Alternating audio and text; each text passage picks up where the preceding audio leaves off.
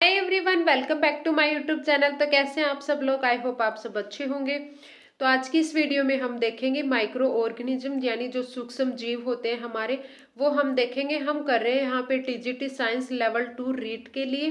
तो एक वीडियो हम कर चुके हैं, अगर वो वीडियो आपने नहीं देखा तो वो वीडियो भी जरूर देखें, जिसमें हमने सजीव और निर्जीव कवर करे थे। तो आज का हमारा सेकंड वीडियो है जिसमें हम देखेंगे सूक्ष्म जीव, माइक्रो ऑर्गेनिज्म, जो हमारे सिलेबस में दे रखा है। कौन कौन से दे रखे हैं सिलेबस में? विषाणु, जीवाणु और कवक, ये तीनों हमारे सिलेबस में दे रखे हैं, तो हम ये तीनों ही करेंगे। अगर आप चैनल पे नए तो चैनल को सब्सक्राइब जरूर करें, वीडियो पसंद आता है तो लाइक कर दें, ताकि हमें भी वीडियो बनाने के लिए एक मोटिवेशन मिले।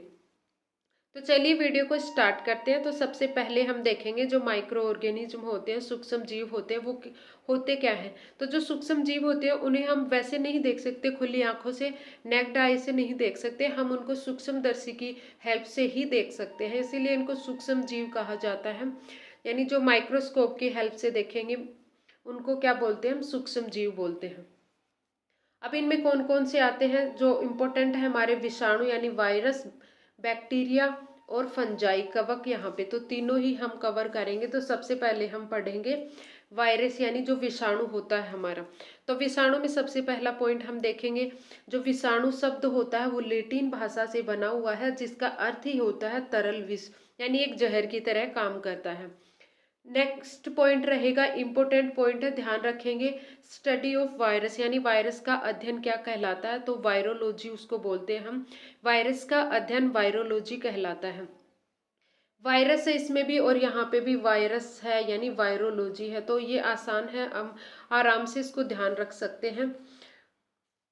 जो वायरस होते हैं वो हमारे क्या होते हैं? अविकल्प परजीवी होते हैं, यानी किसी होस्ट के बॉडी में जाकर के ही ये क्या करते हैं? मल्टीप्लाई कर सकते हैं। बाहर अगर ये रहेंगे तो ये नॉन लिविंग की तरह रहते हैं। वायरस की जो खोज करी थी वो इवानोस्की ने करी थी, यानी सबसे पहले जो वायरस को देखा था या खोजा था वायरस को। तो ये भी क्वेश्चन इंपॉर्टेंट है हमारा, इवानोस्की, ध्यान रखेंगे, वायरस की खोज करने वाला। पहला वायरस जो खोजा गया था तो वो कौन सा था? वो टीएमवी था, तंबाकू मोजेइक वायरस, यानी जो तंबाकू का पौधा होता है उसके ऊपर सबसे पहले वायरस देखा गया था, जो कि उसके अंदर ये डिजीज कोज करता है। तो वो जो वायरस रहता है हमारा वो कौन सा होता है? टीएमवी, तंबाकू मोजेइक वायरस। ये भी ध्यान रखेंगे, जो पहला वायरस खोजा गया था टीएमवी वायरस था।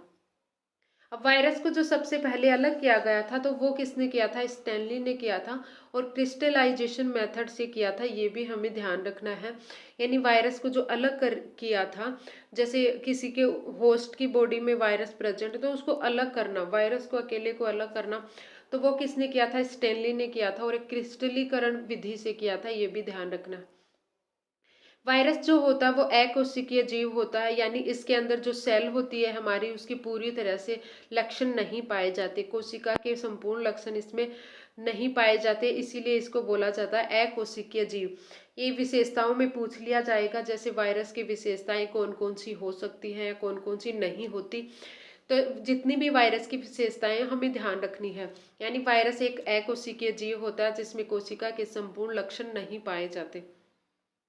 वायरस कोशिका सिद्धांत को फॉलो नहीं करता, इसीलिए कोशिका सिद्धांत का अपवाद पूछ लिया जाता है। यानी कोशिका सिद्धांत का अपवाद क्या है? तो वो वायरस रहेगा जो कि कोशिका सिद्धांत को फॉलो नहीं करता। कोशिका सिद्धांत है किसने दिया था?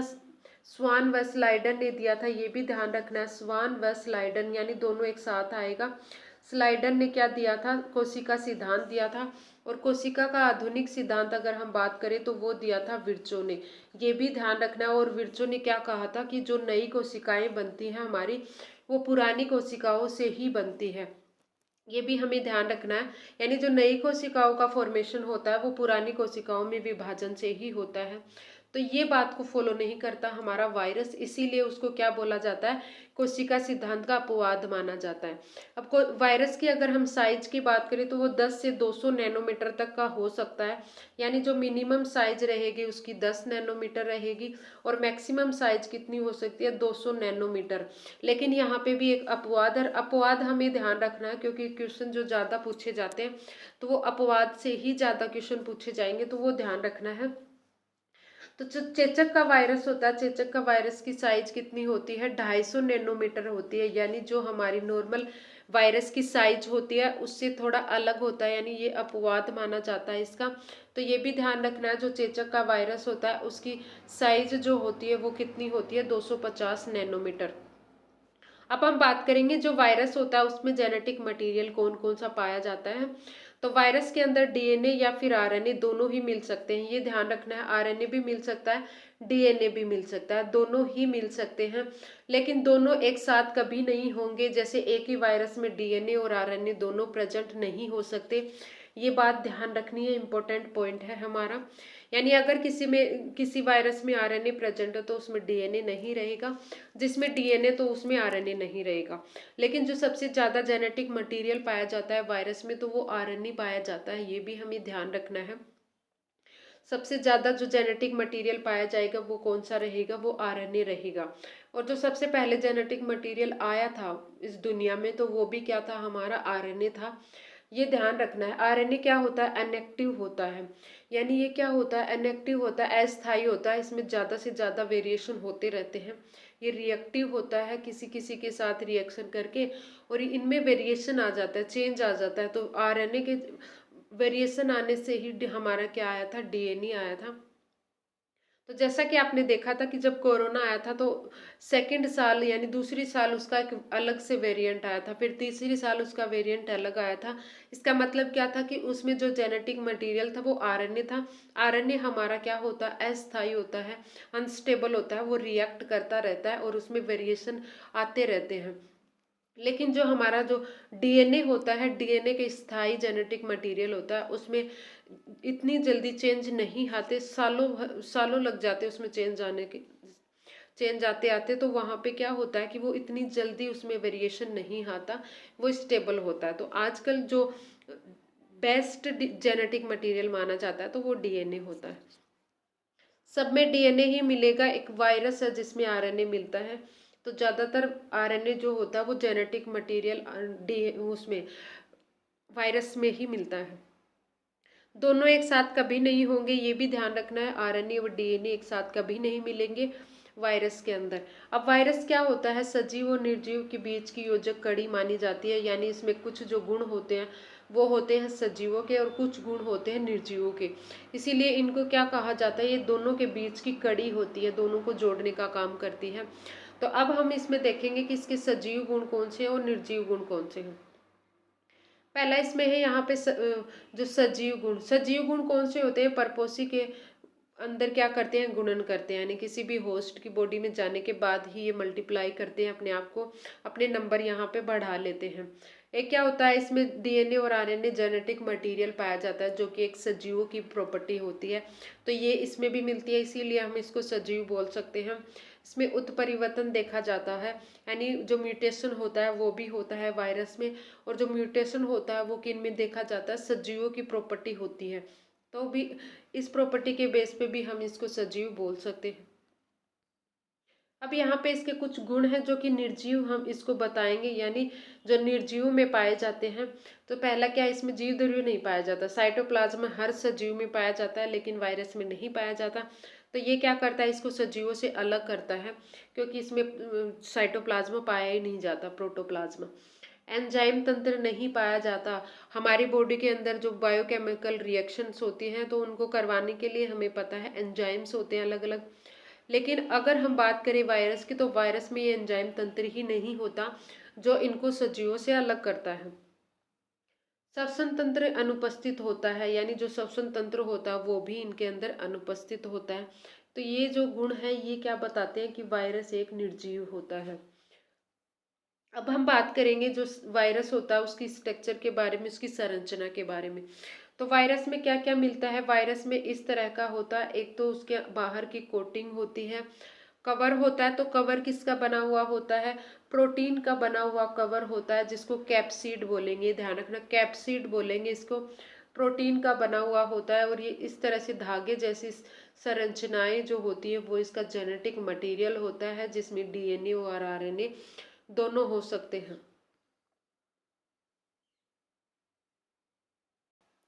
तो अब हम बात कर लेते हैं जो डीएनए और आरएनए होता है हमारा। तो उसकी बेसिस पे हमने वायरस को दो टाइप में डिवाइड किया है। एक होता है एडिनो वायरस, एक होता है रेट्रो वायरस। एडिनो वायरस क्या रहेगा, जिसमें जेनेटिक मटेरियल डीएनए पाया जाएगा, उसको हम क्या बोलते हैं, एडिनो वायरस बोलते हैं। ध्यान रखेंगे, इंपॉर्टेंट पॉइंट है। और इसके एग्जाम्पल की अगर हम बात करें तो जीवाणु भोजी रहेगा, जिसमें T1 T2 ये जीवाणु भोजी होते हैं। जो बैक्टीरिया फेज होता है उसमें जेनेटिक मटेरियल डीएनए पाया जाता है। जिसमें आरएनए पाया जाएगा उसको रेक्ट्रोवायरस बोलते हैं, जिसमें जेनेटिक मटेरियल क्या रहेगा, आरएनए रहेगा। जैसे कि HIV वायरस है, कोरोना वायरस है, स्वाइन फ्लू, पोलियो, इन सब के जो वायरस होते हैं उनके अंदर क्या मिलता है, जो जेनेटिक मटेरियल आरएनए मिलता है। इसीलिए हमने देखा था कि जो कोरोना था, कोरोना के हर साल नए नए वेरिएंट आ रहे थे, क्योंकि उसमें जो जेनेटिक मटेरियल था वो क्या था, आरएनए था। आरएनए जो होता है वो क्या होता है, एक रिएक्टिव, या फिर हम उसको बोल सकते हैं इनएक्टिव, यानी अस्थाई। ये क्या होता है, जेनेटिक मटेरियल होता है, रिएक्टिव होता है, बार बार रिएक्शन करके इसमें चेंजेस आते रहते हैं। अब यहाँ पे बात करेंगे हम एक वायरोइड, यानी वायरोइड क्या होता है। तो वायरोइड क्या होता है, एक आनुवांशिक पदार्थ जिसमें डीएनए या फिर आरएनए तो होता है, लेकिन उसके ऊपर जो प्रोटीन का कैप्सिड होता है ना, वो नहीं मिलता।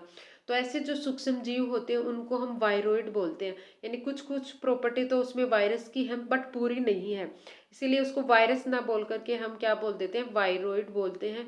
और वायरोइड में क्या होता है कि डीएनए आरएनए यानी जेनेटिक मटेरियल उसमें प्रेजेंट रहेगा, लेकिन उसके अंदर जो प्रोटीन का कैप्सिड होता है, प्रोटीन का जो आवरण होता है, वो नहीं मिलता। और ये क्या करते हैं, पादपों में रोग रोग उत्पन्न करते हैं। यानी जो पादप होते हैं उनमें जो डिजीज कोज करने का कारण होता है। तो वो वायरोइड जो होता है ना, वो सिर्फ पादपों में ही क्या करता है, रोग उत्पन्न करता है। एक यहाँ पे होते हैं हमारे सूक्ष्म जीव जिनको हम बोलते हैं प्रियोन्स। प्रियोन्स क्या होता है, जिस पर प्रोटीन का आवरण तो होता है लेकिन उसमें आनुवांशिक पदार्थ नहीं पाए जाते। यानी डीएनए और आरएनए जिसमें एब्सेंट रहता है, लेकिन उसके अंदर क्या है, प्रोटीन का आवरण मिलता है। तो उसको हम क्या बोल देते हैं, उसको हम बोल देते हैं प्रियोन्स। तो ये भी क्या होते हैं, सूक्ष्म जीव होते हैं। एक होता है वायरस के अंदर आता है जीवाणु भोजी, जिसको हम बैक्टीरियोफेज वायरस बोलते हैं। तो बैक्टीरियोफेज वायरस क्या होता है, वे वायरस जो जीवाणु को संक्रमित करते हैं, यानी बैक्टीरिया पे अटैक करके उसको खत्म कर देते हैं। तो इसीलिए इसको जीवाणु भोजी, जीवाणु को भोजन करने वाला, इस तरह से हम याद कर सकते हैं। तो इसको बोलते हैं जीवाणु भोजी। बैक्टीरियोफेज जो बैक्टीरिया को खत्म करने का काम करता है, तो उसको हम क्या बोलते हैं, जीवाणु भोजी वायरस होता है। ये ध्यान रखेंगे। खोज किसने करी थी, तो F ट्वार्ड ने इसकी खोज करी थी। ये भी क्वेश्चन पूछा जा सकता है, इम्पोर्टेंट हमारा रहेगा।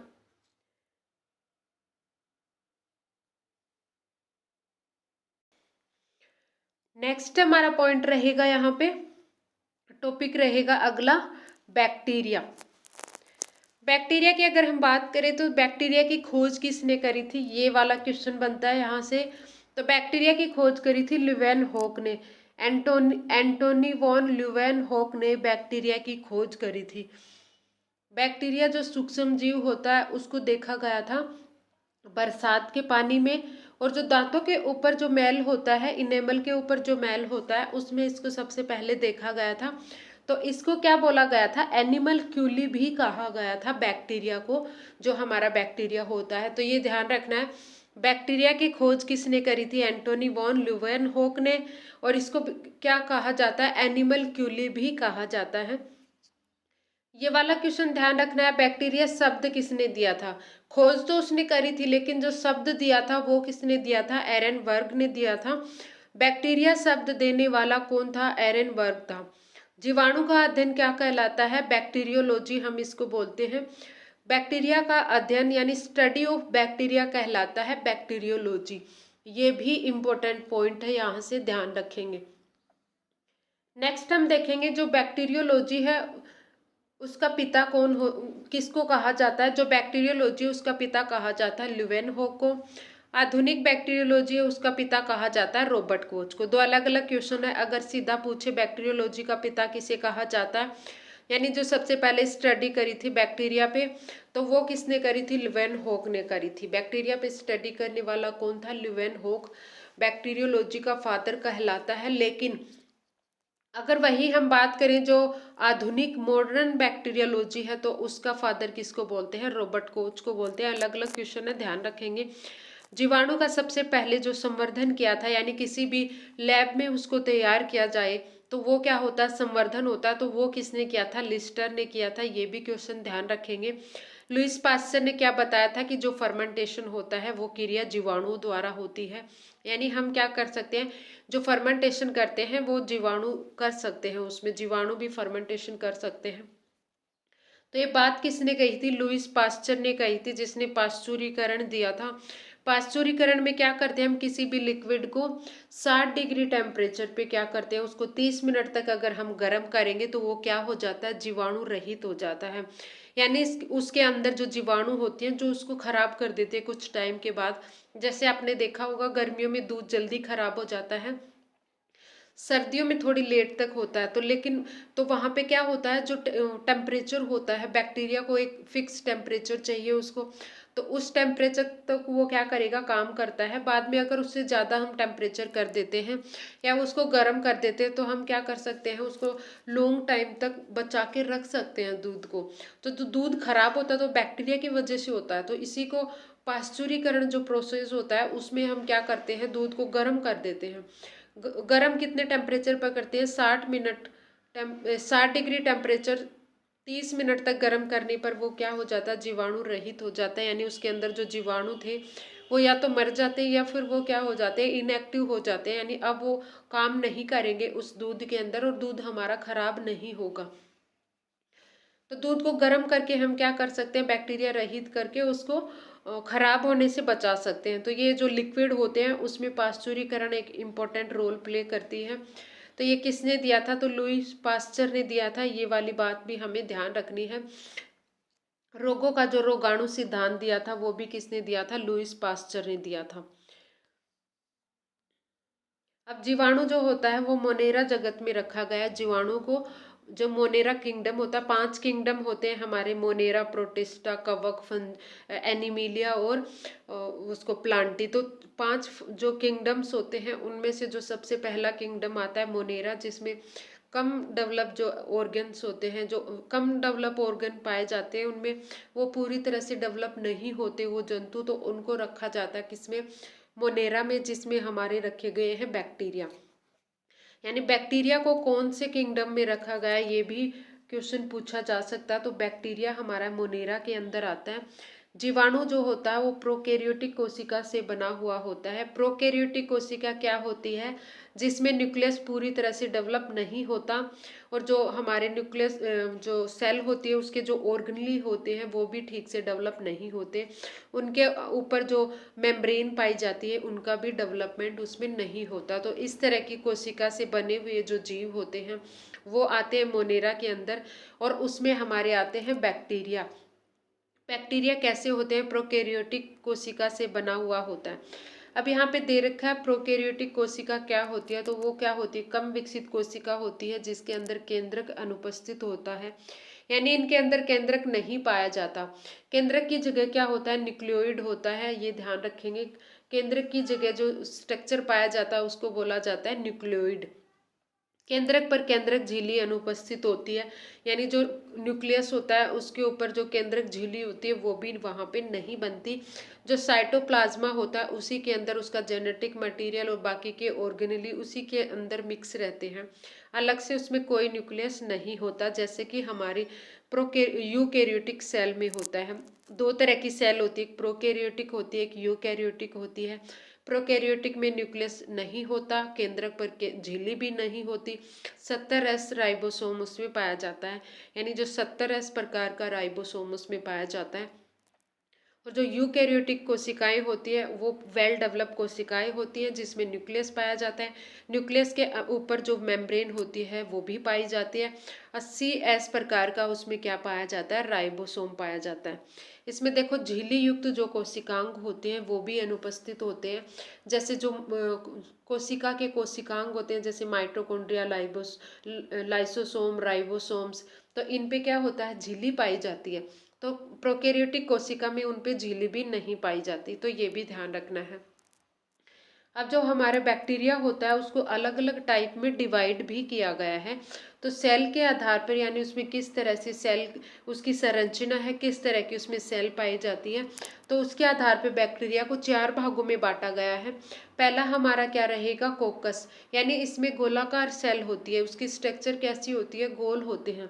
इस तरह के जो बैक्टीरिया होते हैं वो किसके अंदर आते हैं, कोकस के अंदर आते हैं। गोलाकार इनका स्ट्रक्चर होता है। जैसे कि इसके अंदर आएगा स्ट्रेप्टोकोकस न्यूमोनी, जो कि जिसे न्यूमोनिया होता है।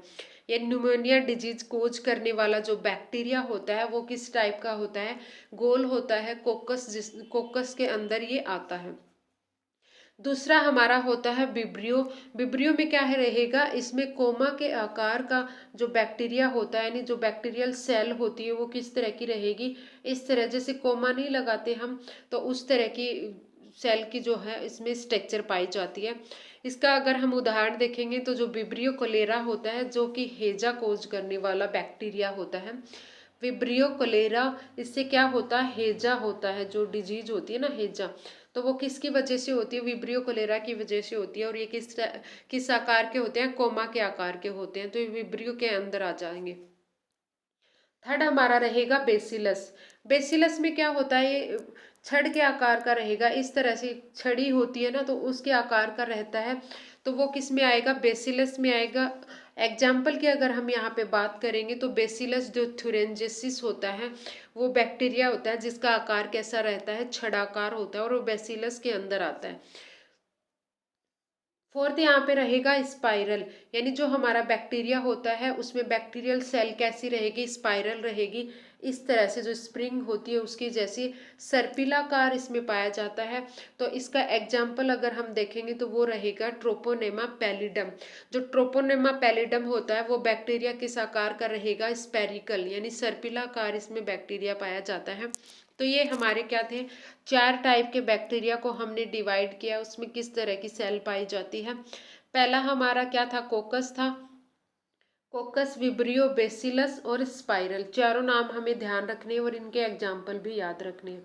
अब हम बात करेंगे यहाँ पे जो बैक्टीरिया होती है, बैक्टीरियल सेल, कोशिका, जीवाणु की कोशिका की संरचना हम देखेंगे। उसमें कौन कौन सी चीजें पाई जाती है, किस तरह से वो मिलकर, किन चीजों से मिलकर बनी हुई होती है एक बैक्टीरिया की सेल, तो वो हम यहाँ पे देखेंगे। तो जैसा कि आप देख पा रहे हैं इसमें 3 लेयर हैं, फर्स्ट, सेकंड और ये थर्ड। 3 कवरिंग होती है। सबसे ऊपर वाली को हम क्या बोलेंगे, कैप्सूल। ये ध्यान रखना है, जो हमारा वायरस होता है उसमें कैप्सीड बोलते हैं कवर को, और यहाँ जो सबसे ऊपर वाली कवरिंग होती है उसको बोलेंगे कैप्सूल। कैप्सूल बोलेंगे, ये थोड़ा सा डिफरेंस है, इनमें ध्यान रखेंगे। कैप्सूल के नीचे होती है सेल वॉल, कोशिका भित्ति। कोशिका भित्ति के नीचे होती है सेल मेम्ब्रेन, जिसको कोशिका झिल्ली बोलते हैं। और जो अंदर वाला पार्ट होता है, ये वाला पार्ट, उसके अंदर होता है साइटोप्लाज्म, कोशिका द्रव्य भरा हुआ होता है। और जो कोशिका द्रव्य होता है उसके अंदर जो अंदर वाली लेयर जो हमने देखी थी सेल मेम्ब्रेन इसकी, तो सेल मेम्ब्रेन के अंदर इनर ग्रोइंग हो जाती है, इस तरह से वो बढ़ जाती है आगे, तो उसको हम बोलते हैं मीजोसोम्स। ये भी ध्यान रखना है, मीजोसोम्स बोलते हैं। भोजन जो होता है ग्लाइकोजन कण के रूप में पाया जाता है, वोल्यूटिन के कण होते हैं। एक यहाँ पे होता है न्यूक्लियोइड, जो कि न्यूक्लियस की तरह काम करेगा क्योंकि इसमें न्यूक्लियस एब्सेंट होता है। और एक होता है इसके अंदर प्लाज्मिड डीएनए। प्लाज्मिड डीएनए क्या होता है, जो डीएनए होता है उसके अतिरिक्त इसमें एक सर्कुलर डीएनए और पाया जाता है, कि जो जिसको हम क्या बोलते हैं, प्लाज्मिड डीएनए बोलते हैं। प्लाज्मिड डीएनए जो होता है उसका यूज किया जाता है जब बायोटेक्नोलॉजी, जो जेनेटिक इंजीनियरिंग होती है, उसमें वेक्टर के रूप में जो वाहक का काम करता है, तो उसमें यूज किया जाता है जो बैक्टीरिया का प्लाज्मिड डीएनए होता है उसको यूज किया जाता है। तो ये भी इम्पोर्टेंट होता है। तो ये क्या होता है, जो डीएनए होता है हमारा जेनेटिक मटेरियल, उसके अलावा भी उसमें एक सर्कुलर डीएनए, गोल आकार का डीएनए पाया जाता है, जिसको क्या बोला जाता है, प्लाज्मिड बोला जाता है। अब हम इनके बारे में देखेंगे कौन सी जो लेयर होती है वो किसकी बनी हुई होती है। सबसे ऊपर वाली क्या थी, कैप्सूल थी। तो जो कैप्सूल होता है बैक्टीरिया का वो बना हुआ होता है पॉलीसेकेराइड का। ये ध्यान रखेंगे, कार्बोहाइड्रेट का बना हुआ होता है, जिसमें कौन सा रहेगा, पॉलीसैकेराइड का बना हुआ उसके ऊपर कवच होता है जो जीवाणु की WBC से सुरक्षा करता है। जैसा कि आप जानते हैं कि जब भी हमारी बॉडी के अंदर कोई एंटीजन जाता है तो उसके अगेंस्ट एंटीबॉडी बनते हैं, यानी प्रतिजन जो होता है उसको खत्म करने के लिए जो फोरिजन पार्टिकल है, जैसे कोई बैक्टीरिया, वायरस या फिर कोई फंजाई, तो उसको हमारा इम्यून सिस्टम जो होता है वो खत्म कर देता है ताकि वो कोई बीमारी पैदा ना कर सके। तो ये जो बैक्टीरिया जब हमारी बॉडी के अंदर जाता है तो खत्म नहीं कर पाता हमारा इम्यून सिस्टम। तो उसका रीजन क्या है, क्योंकि इसके ऊपर एक कैप्सूल पाया जाता है, एक कवर पाया जाता है, और वो पॉलीसैकेराइड का बना हुआ होता है जो कि WBC से सुरक्षा करता है। यानी WBC जो होता है इस पॉलीसैकेराइड को तोड़ नहीं पाता, इस वजह से बैक्टीरिया जो होता है उसको कोई नुकसान नहीं होता, और वो क्या करेगा, हमारी बॉडी के अंदर जाने के बाद कोई ना कोई बीमारी पैदा करता है। दूसरी जो लेयर थी वो कोशिका भित्ति थी। कोशिका भित्ति इसमें पेप्टिडोग्लाइकेन की बनी हुई होती है। ये भी इम्पोर्टेंट क्वेश्चन है, बहुत बार पूछा हुआ भी है और आगे वाले पेपर में भी पूछा जा सकता है, तो इसको ध्यान रखेंगे। जो कोशिका भित्ति होती है वो किसकी बनी हुई होती है, पेप्टिडोग्लाइकेन की बनी हुई होती है, बैक्टीरिया की कोशिका भित्ति। कोशिका झिल्ली की बात करेंगे तो वो सामान्य होती है, जैसे सभी की कोशिका भित्ति कोशिका झिल्ली होती है वैसे ही बैक्टीरिया की कोशिका झिल्ली भी होती है, ग्लाइकोप्रोटीन की बनी हुई होती है जो कि। नेक्स्ट पॉइंट रहेगा हमारा साइटोप्लाज्मा पाया जाता है इसके अंदर, यानी जो कोशिका भित्ति होती है उसके अंदर वाला जितना भी खाली पार्ट था उसमें क्या था, कोशिका द्रव्य भरा हुआ होता है, जिसके अंदर मीजोसोम्स हमने देखे थे। जो अंदर वाली कोशिका झिल्ली थी उसी पे क्या हो गया था, एक उसकी स्ट्रक्चर ऐसे इनर ग्रोइंग हो गई थी। तो वो क्या करता है, वो माइटोकॉन्ड्रिया की तरह काम करेगा। माइटोकॉन्ड्रिया क्या करता है, एनर्जी बनाने का काम करता है, यानी उसमें क्या होता है, वो श्वसन अंग की तरह काम करता है, एक श्वसन करने का काम करता है। और श्वसन अंग होता है उसमें क्या होता है, एनर्जी का फॉर्मेशन होता है ऑक्सीडेशन होने के बाद। जो ग्लूकोज होता है, ग्लूकोज वहाँ पे माइटोकॉन्ड्रिया में ब्रेक होता है, और ब्रेक होने के बाद वो CO2 और वाटर में टूटता है, और साथ में बहुत सारी एनर्जी रिलीज होती है, और वही एनर्जी हमारी हेल्प करती है काम करने में। तो यहाँ पे माइटोकॉन्ड्रिया नहीं पाया जाता, माइटोकॉन्ड्रिया की जगह क्या मिलता है, मीजोसोम्स मिलता है जो माइटोकॉन्ड्रिया की तरह ही काम करता है। नेक्स्ट इसमें हमने देखा था न्यूक्लियोइड। न्यूक्लियोइड क्या होता है, एक वृत्ताकार, एक गोलाकार क्या होता है, DNA होता है जिसके अंदर उसका जेनेटिक मटेरियल होता है। और जेनेटिक DNA के अलावा उसमें एक गोलाकार अतिरिक्त DNA पाया जाता है जिसको हम क्या बोलते हैं, प्लाज्मिड DNA बोलते हैं, जिसको बायोटेक्नोलॉजी में यूज किया जाता है। अब हम यहाँ पे देखेंगे लाभदायक जीवाणु, यानी जो हमारे लिए यूजफुल होते हैं, उनके जो लाभदायक प्रभाव होते हैं वो हम यहाँ पे देखेंगे। हानिकारक प्रभाव हम अलग से वीडियो में देखेंगे, जिसमें जितने भी ये रोग उत्पन्न करते हैं, जीवाणु, वायरस, बैक्टीरिया सारे, तो वो एक साथ ही हम वहाँ पे अलग से वीडियो में कवर करेंगे। तो जो इम्पोर्टेंट जीवाणु होते हैं जो हमारे लिए हेल्पफुल होते हैं, हमें हेल्प करते हैं, तो इसमें एक होता है राइजोबियम बैक्टीरिया। वो क्या करता है, सिम्बायोटिक बैक्टीरिया हम इसको बोलते हैं, सहजीवी बैक्टीरिया होता है, जीवाणु होता है जो पौधों की जड़ों में रहता है। स्पेशली जो लेग्यूमिनेसी कुल के जो पादप होते हैं उनकी जड़ों में पाया जाता है, और ये क्या करता है, जो एटमॉस्फेरिक नाइट्रोजन होता है जिसका उपयोग पौधे सीधा नहीं कर सकते, क्योंकि हम जानते हैं नाइट्रोजन में ट्रिपल बॉन्ड प्रेजेंट होता है, 3 बॉन्ड प्रेजेंट होते हैं। तो जो पौधे हैं इसको सीधा यहाँ से ब्रेक नहीं कर सकते। जो इन्वायरमेंट में हमारे आसपास जितनी भी नाइट्रोजन प्रेजेंट होती है, पौधे उसका सीधा यूज नहीं कर सकते। हम क्या करते हैं, उसको कन्वर्ट करके देते हैं। तो वो कन्वर्ट करने का काम जो करता है वो करते हैं कुछ बैक्टीरिया, जिसमें एक तो है हमारा राइजोबियम और एक होता है फ्रेंकिया। इम्पोर्टेंट जो रहेगा, जो फेमस है, जो बार बार पेपर में पूछा जाता है, तो वो रहेगा राइजोबियम। राइजोबियम क्या करता है, जो एटमॉस्फेरिक नाइट्रोजन है उसका फिक्सेशन करता है, उसका स्थिरीकरण कर देता है, और उसको कन्वर्ट कर देता है अमोनिया में, नाइट्रेट में, नाइट्राइट में, इस तरह से ये इनके साल्ट में, ऑक्साइड में कन्वर्ट कर देता है, और इनको जो पौधा होता है ना वो सीधा इनका यूज कर लेता है। तो ये इसको मिट्टी में मिक्स कर देगा, मिट्टी में मिक्स करने के बाद पौधा इसका यूज कर लेगा, और ये क्या करता है, सोइल की फर्टिलिटी बढ़ाता है, क्योंकि उसमें मिनरल्स बढ़ा दिए, मिनरल्स बढ़ने से उसकी फर्टिलिटी बढ़ गई, जो प्रोडक्शन होती है वो अच्छा होता है। तो ये भी हमें ध्यान रखना है। यहाँ पे हम बात करेंगे और ये इस जो पौधा होता है वो बदले में उसको क्या देता है, खाना देता है, पोषण उसको प्रदान करता है, क्योंकि जो बैक्टीरिया होता है उसमें क्लोरोफिल नहीं पाया जाता, वो फोटोसिंथेसिस नहीं कर सकता, अपना खाना खुद नहीं बना सकता, वो किसी और पे डिपेंड करता है। तो जो प्लांट होता है वो उसको न्यूट्रिशन देता है और उसको रहने की जगह देता है। इसीलिए एक दूसरे की मदद करते हैं, एक साथ साथ रहते हैं, दोनों को फायदा होता है। इसीलिए इस ऐसे रिलेशन को हम बोलते हैं सिम्बायोटिक रिलेशनशिप, सहजीवी संबंध इसको बोला जाता है। सूक्ष्म जीव विज्ञान का जो जनक माना जाता है वो लिवेन होक को माना जाता है। लैक्टोबैसिलस बैक्टीरिया होता है, एक लैक्टोबैसिलस बैक्टीरिया जो दूध को दही में कन्वर्ट करने का काम करता है, यानी जो दूध को हम दही में बदल सकते हैं, तो उसमें हमारा एक बैक्टीरिया हेल्प करता है। बैक्टीरिया का नाम क्या रहेगा, लैक्टोबैसिलस।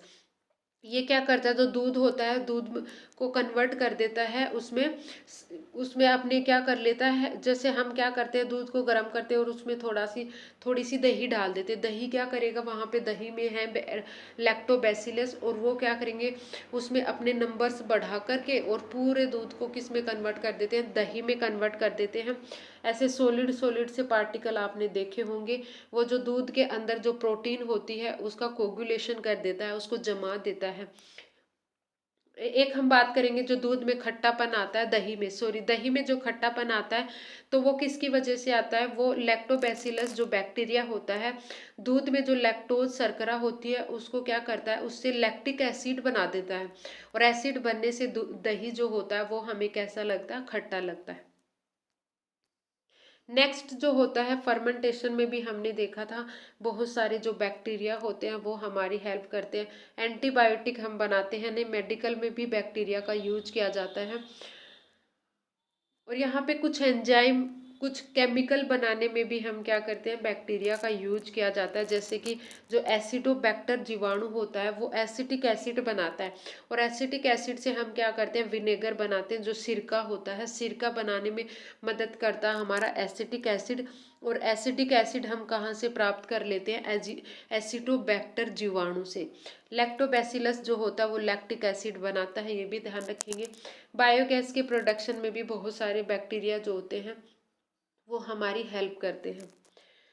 आधुनिक सूक्ष्म जीव विज्ञान का पिता किसी कहा जाता है, रॉबर्ट कोच को कहा जाता है। 2 बार मैंने यहाँ पे रिवाइज करवा दिया, इसको ध्यान रखेंगे, पूछा जा सकता है। नेक्स्ट हमारा टॉपिक दे रखा है यहाँ पे कवक, यानी जो फंजाई होता है उसके बारे में अब हम यहाँ पे डिस्कस करेंगे। जो फंजाई हमारा रहेगा, फंजाई के बारे में हम इस वीडियो, तो फंजाई जो होता है बहुकोशिकीय यूकेरियोटिक जीव होता है। यूकेरियोटिक का मतलब क्या रहेगा, इसके अंदर जो सेल हमारी रहेगी वो पूरी तरह से डेवलप है, उसमें न्यूक्लियस भी पाया जाता है, और जो कोशिका झिल्ली, जो केंद्रक झिल्ली से युक्त, उसमें क्या होते हैं, मेम्ब्रेन से युक्त कोशिकांग भी पाए जाते हैं। यानी जो माइटोकॉन्ड्रिया और लाइसोसोम्स, गोल्जी का, ये जो कोशिकांग होते हैं, इनके ऊपर जो है मेम्ब्रेन पाई जाती है, वो डेवलप हो चुकी होती है। न्यूक्लियस पाया जाता है अलग से, और न्यूक्लियस के ऊपर मेम्ब्रेन भी पाई जाती है। बहुकोशिकीय होते हैं, इसका मतलब एक से ज़्यादा कोशिकाओं से मिलकर के इनकी पूरी शरीर जो होता है, बॉडी, वो बनती है। अब यहाँ पे इम्पोर्टेंट जो क्वेश्चन हमारा रहेगा, कवकों का अध्ययन, यानी जो स्टडी ऑफ फंजाई होती है उसको बोलते हैं माइकोलॉजी। माइकोलॉजी, कवकों का अध्ययन क्या कहलाता है, माइकोलॉजी। तो ये इम्पोर्टेंट है, यहाँ से रहेगा। हैबिटेट की अगर हम बात करें, यानी ये कहाँ पे हमें मिल सकते हैं कवक, तो ये हमें ध्यान रखना, कवक या तो गर्म जगह पे मिलेंगे या फिर नमी युक्त जगह पे ही मिलते हैं। पानी में, जैसे फ्रिज वगैरह में कवक हमें कभी नहीं मिलेंगे। ये गर्म स्थान पे, यानी वार्म जो प्लेस होते हैं वहाँ मिलेंगे, और जहाँ पे ह्यूमिडिटी होती है वहाँ पे हमें मिलते हैं। जैसे कि आपने देखा होगा ब्रेड पे, ब्रेड को अगर हम 1-2 दिन नमी की जगह रख देते हैं तो उसके ऊपर ग्रीन ग्रीन कलर की एक लेयर सी आ जाती है, तो वो क्या होते हैं, हमारे कवक ही होते हैं, वो डेवलप कर जाते हैं वहाँ पे। रोटी के ऊपर आपने देखा होगा रुई जैसी वाइट वाइट कलर की वहाँ फफूंदी सी उस पर लग जाती है, तो वो भी क्या होते हैं, कवक ही होते हैं। पोषण की बात करेंगे कवकों के अंदर, कवके कवकों के अंदर पोषण, यानी उनको न्यूट्रिशन किस तरह से मिलता है, तो ये क्या होते हैं, विषम पोषी होते हैं, हेट्रोट्रोपिक्स होते हैं, यानी अपना खाना खुद नहीं बना सकते। इसका मतलब क्या, इनमें क्लोरोफिल नहीं पाया जाता, तो ये अपना खाना खुद नहीं बना सकते, किसी और जीव पे डिपेंड करेंगे, किसी और जंतु पे डिपेंड करते हैं। तो इसमें जो पोषण होता है वो 3 तरह का पोषण होता है, ये भी ध्यान रखेंगे। एक तो होता है सहजीवी। सहजीवी यानी किसी प्लांट के साथ मिलकर के ये उसकी हेल्प करेगा कवक, और कवक क्या करेगा, प्लांट की हेल्प करेगा। प्लांट कवक की हेल्प करता है, उसको न्यूट्रिशन वगैरह प्रोवाइड करवाता है। कवक क्या करेगा, नाइट्रोजन का फिक्सेशन करने में हेल्प कर देगा। एक होता है परजीवी। परजीवी क्या होता है, किसी और के शरीर के ऊपर या फिर उसके अंदर रह करके अपना पोषण प्राप्त करना, ये होता है परजीवी। तो इनमें परजीवी पोषण भी मिलता है। पैरासाइट भी ये पैरासाइट की तरह भी रहते हैं। एक होता है सेप्रोफाइटिक यानी मृतोप्त जीवी, जो मरे हुए जो जीव होते हैं उनसे अपना खाना प्राप्त करते हैं, तो वो क्या होता है, मृतोप्त जीवी, जिसको सेप्रोफाइट बोलते हैं। सेप्रोफाइट इंपॉर्टेंट होते हैं, ये क्या करते हैं, इन्वायरमेंट को साफ रखने का काम करते हैं। आपने देखा होगा कोई भी जंतु जो है वो मर जाता है तो वो कुछ दिन बाद वहां से धीरे धीरे मिट्टी में मिल जाता है, तो वो जो धीरे धीरे उसने उसको डिकम्पोज करने का काम किया है, वो किसने किया है, मर्तोप्त जीवी ने किया। अगर वो उनका ये डिकम्पोजिशन नहीं करते तो पृथ्वी पे फिर तो मरे हुए जीव पूरी पृथ्वी को ही ढक लेंगे, इतने ज्यादा हो जाएंगे अगर उनका डिकम्पोजिशन नहीं होगा। और आपको पता है मरे हुए जीव से कितनी बदबू आती है, कितना प्रदूषण होता है। इसीलिए ये क्या करते हैं, इन्वायरमेंट को साफ रखने का काम करते हैं, और जो भी जीव मर जाता है उससे अपना पोषण प्राप्त कर लेते हैं और उसको डिकम्पोज करके मिट्टी में मिला देते हैं। तो 3 तरह का इसमें क्या पाया जाता है, पोषण पाया जाता है, सहजीवी, परजीवी, मृतोप्त जीवी। जो कवक होते हैं उसमें 3 तरह का पोषण पाया जाता है। फादर ऑफ माइकोलॉजी किसे कहा जाता है, पियर एंटोनियो मिसेली को क्या कहा जाता है, father of mycology. Father of modern mycology किसे कहा जाता है, जो आधुनिक कवक विज्ञान जो होता है वो जिसका जनक किसको माना जाता है, तो वो डी बेरी को माना जाता है। ये भी दोनों क्वेश्चन जो है पूछे जा सकते हैं, इंपॉर्टेंट यहाँ से रहेंगे। फादर ऑफ माइकोलॉजी और फादर ऑफ मॉडर्न माइकोलॉजी, तो दोनों नाम हमें यहाँ पे ध्यान रखने हैं।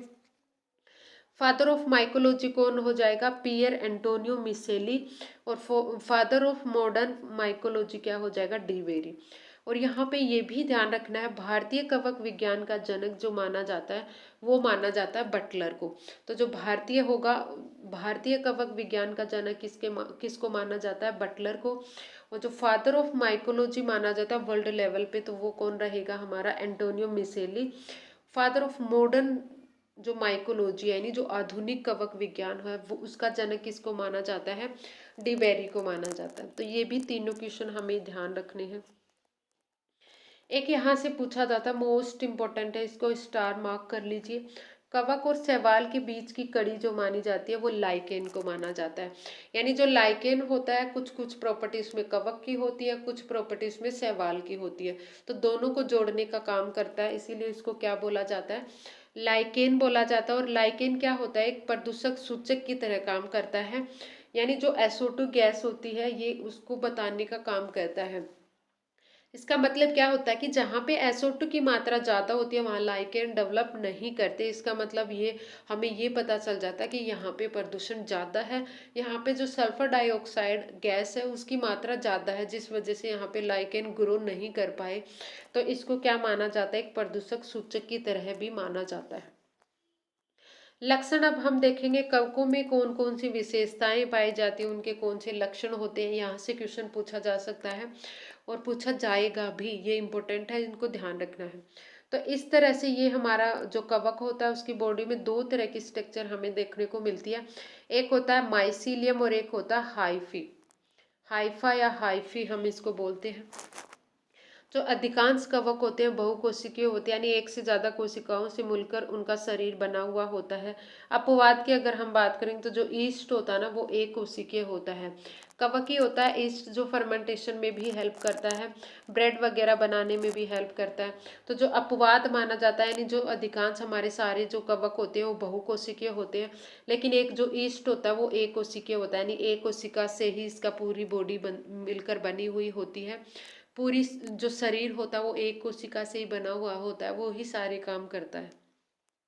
कवकों की कोशिका भित्ति जो होती है काइटिन की बनी हुई होती है, मोस्ट इम्पोर्टेंट, यहाँ पे भी स्टार मार्क कर सकते हैं आप, ये बहुत बार पेपर में पूछा जा चुका है।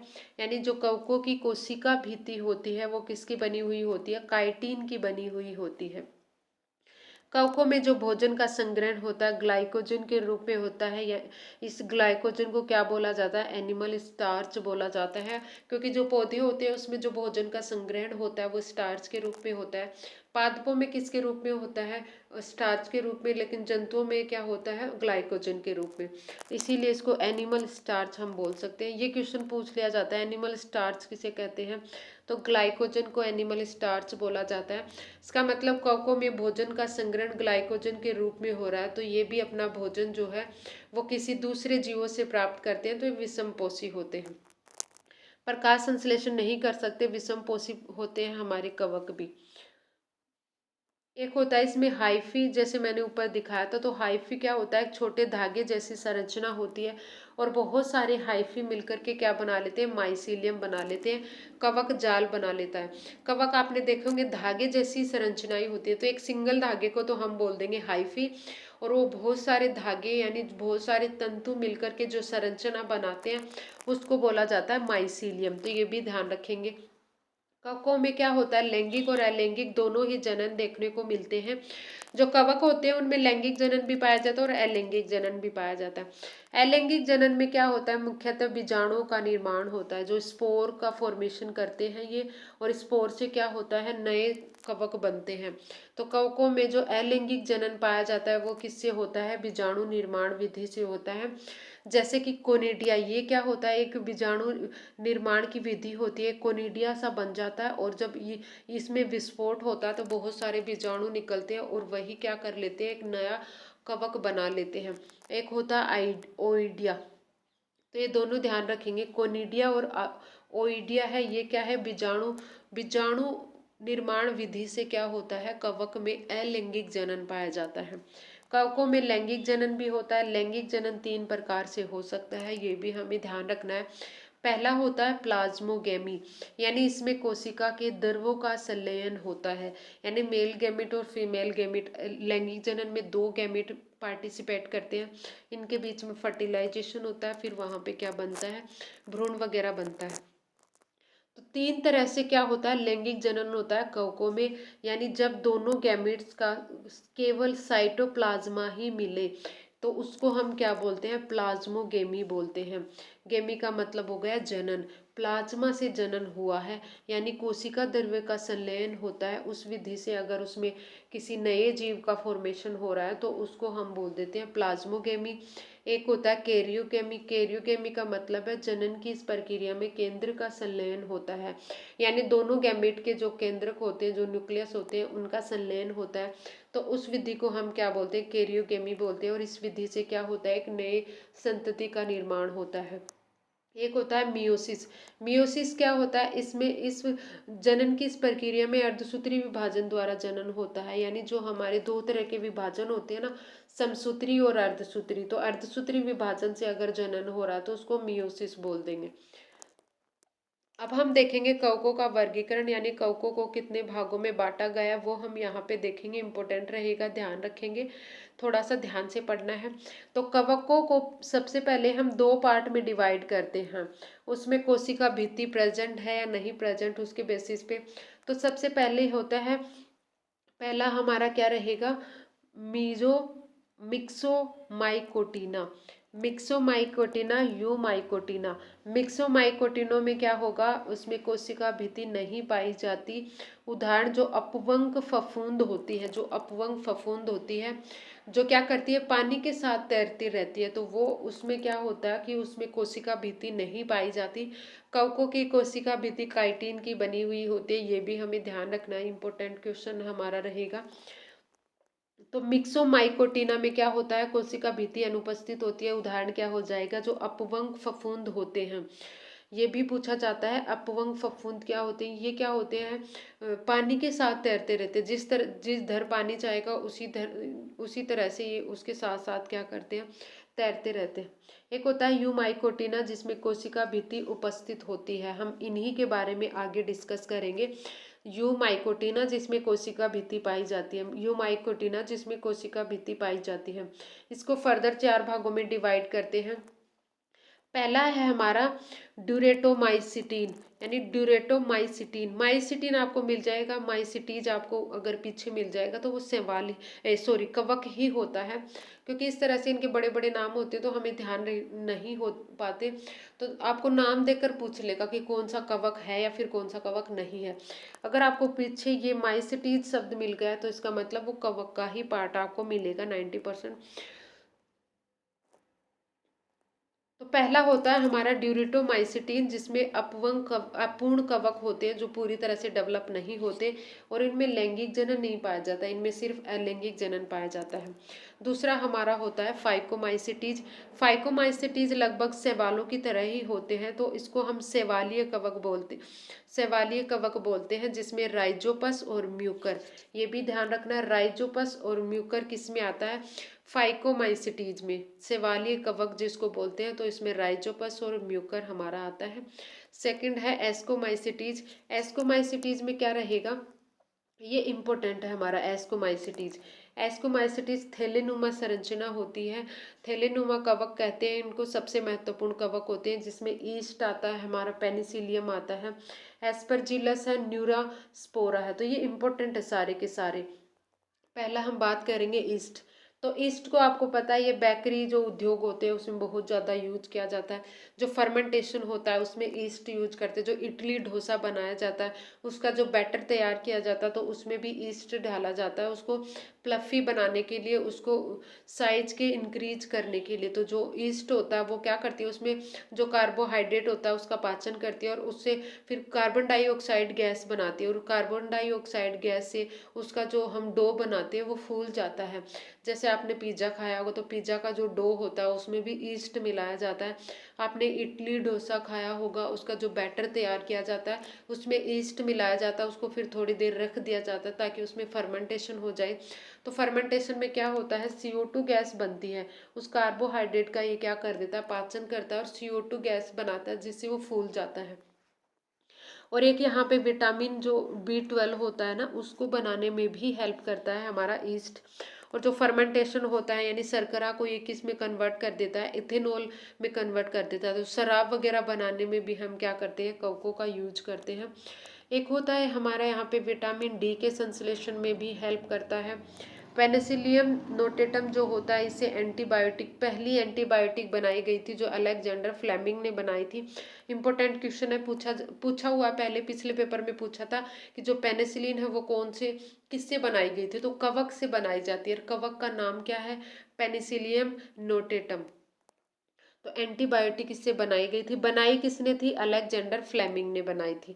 जो न्यूरोस्पोरा होता है उसको पादप जगत का ड्रोसोफिला भी कहा जाता है। ये भी इंपॉर्टेंट क्वेश्चन है, ध्यान रखेंगे। अब हम क्या देखेंगे, यहाँ पे जो कवक है उनके आर्थिक महत्व है। कवक के इम्पोर्टेंट यहाँ पे जो पार्ट्स हमारी हेल्प करता है, ये कौन कौन से जो एरिया होते हैं, कौन कौन से फील्ड होते हैं जहाँ पे हम कवकों का यूज करते हैं, तो वो यहाँ पे हम देखेंगे, इम्पोर्टेंट रहेगा। तो जो लाभदायक प्रभाव है इनके वो यहाँ पे देखेंगे। तो सबसे पहले बहुत से कवकों का उपयोग भोजन के रूप में प्रयोग किया जाता है, यानी बहुत सारे ऐसे फूड प्रोडक्ट होते हैं जो बनाने में हम कवक का यूज करते हैं। प्रोटीन और विटामिन का मुख्य स्रोत होता है कवक, जिसमें कि मशरूम जो फेमस है, मशरूम को खाने में भी हम यूज करते हैं, उसमें बहुत सारा प्रोटीन और विटामिन होता है।